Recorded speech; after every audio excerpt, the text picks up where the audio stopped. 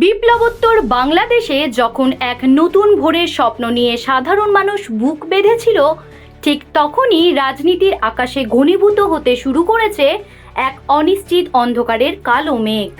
2024 সালের সেই উত্তাল ছাত্র জনতার আন্দোলনের পর দেশ এক নতুন পরিবর্তনের পথে হাঁটার কথা থাকলেও বর্তমানে নারী ও সংখ্যালঘুদের অধিকার নিয়ে আন্তর্জাতিক মহলে যে চাঞ্চল্যকর তথ্য উঠে আসছে, তা কি তবে এক ভিন্ন সংকটের ইঙ্গিত দিচ্ছে, নাকি আসন্ন নির্বাচনকে ঘিরে এক গভীর ষড়যন্ত্রের জাল বোনা হচ্ছে পর্দার আড়ালে? আন্তর্জাতিক মানবাধিকার সংস্থা হিউম্যান রাইটস ওয়াচের সাম্প্রতিক এক প্রতিবেদনে অত্যন্ত উদ্বেগের সাথে জানানো হয়েছে যে বাংলাদেশে গত 2024 সালের বিপ্লবের পর থেকে নারী, শিশু এবং ধর্মীয় সংখ্যালঘুদের ওপর হামলার ঘটনা এক আশঙ্কাজনক হারে বৃদ্ধি পেয়েছে।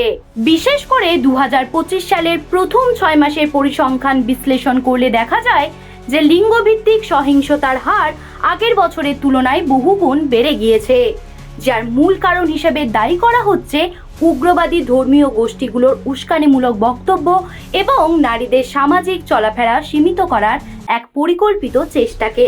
মানবাধিকার পরিস্থিতির এই অবনতি কেবল নারীদের মধ্যে সীমাবদ্ধ থাকেনি, বরং সংখ্যালঘু এবং আদিবাসী মানুষেরাও আজ চরম নিরাপত্তাহীনতার মধ্য দিয়ে দিন অতিবাহিত করছে।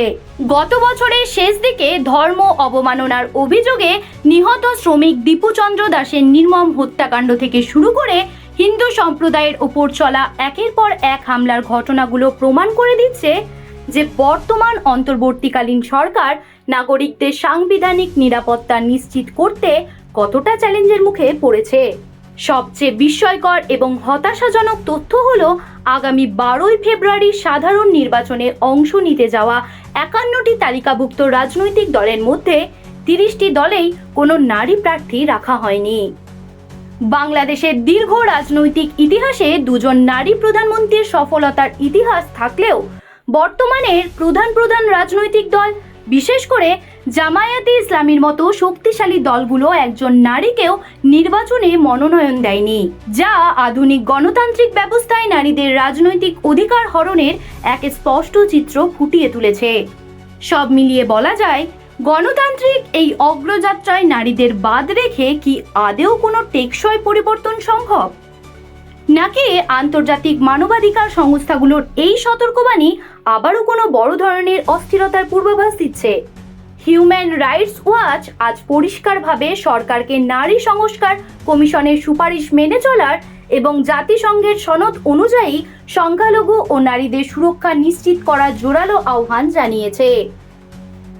এখন দেখার বিষয়, আগামী নির্বাচন কি একটি অন্তর্ভুক্তিমূলক রাজনীতির জন্ম দেবে, নাকি বাংলাদেশ আবারও একপাক্ষিক ও সংকীর্ণ চেতনার বেড়াজালে বন্দী হয়ে পড়বে?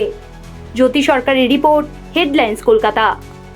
আনন্দ আর ভালোবাসার দীপ্তিতে গড়া সমুজ্জ্বল পরমা, ঠিক তোমারই মতো। শ্যাম সুন্দর কোম্পানি জুয়েলার্স, আগরতলা, উদয়পুর, ধর্মনগর, কলকাতা।